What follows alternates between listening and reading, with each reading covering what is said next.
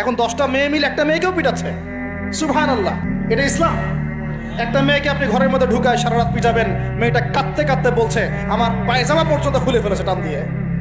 আরে তোর মায়ের পায়জামাকে খুলে ফেললে তোর কেমন লাগবে?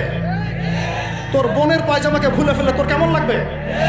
কোন সাহসে তুই একটা মেয়ের পায়জামায় হাত দিস? এত বড় সাহস! আর এদেরকে আমরা তোলাতলো করে মানুষ করি। অসহায় মানুষগুলোকে, ছাত্র পড়তে গিয়েছে, বাবা মার স্বপ্ন লালন করা ছাত্র, ছেলেটা ইঞ্জিনিয়ার হবে, ছেলেটা মেডিকেল সায়েন্সে পড়ে বড় একজন ডক্টর হবে, পিটায় মেরে ফেলে দিল তাকে। এত বড় সাহস! আর আমরা কিছুই বলতে পারলাম না, কিছু করলাম না। তোমরা কি মনে করো যে 5 জন 6 জন 10 জন মিলে একজনকে সারা রাত টর্চার করে মেরে ফেলানোর মধ্যে সুপুরুষ? তুমি সুপুরুষ, তুমি অনেক বড় বীর। সাহস থাকলে তুমি একজন মারামারি করে দেখাও না দেখি।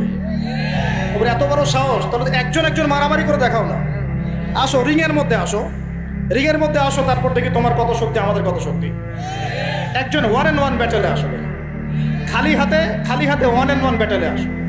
8 জন 10 জন মিলে একটা বুয়েটের ছেলে, একটা মেডিকেলের ছেলে, একটা অমুকের ছেলে, তমুকের ছেলে, বাবা মায়ের স্বপ্ন লালন করা ছেলেগুলোকে ঘরের মধ্যে ঢুকাবা, সারা রাত পিটায় মেরে ফেলবা। এটাকে তোমরা সাফল্য মনে করো, বীরত্ব মনে করো?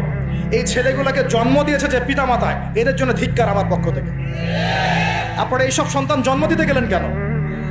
খিদির আলাইহিস সালাম বেঁচে থাকলে ছোটবেলায় মেরে ফেলতো এদেরকে। ওই যে খিদির আলাইহিস সালাম ছোটবেলায় একটা বাচ্চাকে মেরে ফেলছিলেন না? মুসা আলাইহিস সালাম বলেছিলেন যে একটা বাচ্চাকে কেন মেরে ফেললেন? তখন খিদির আলাইহিস সালাম বলেছিলেন এই ছেলেটা যদি বড় হলে অনেক বড় কাফের হবে।